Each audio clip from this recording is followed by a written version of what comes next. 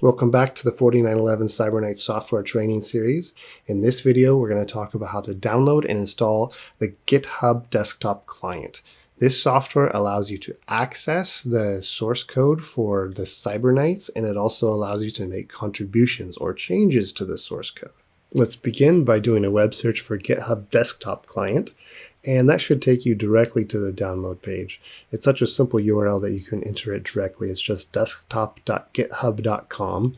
Download the software for your computer, wait for it to finish. After the installer runs for a while, it will automatically launch the client. Once the client is running, it should take you to the sign-in page. If it doesn't, you can get there pretty easily through File, Options, and then look for the accounts. Sign into your github.com account. If you don't have one already, you'll need to create one. In order to get access to the Cyberknights codebase, talk to either a mentor or the software lead.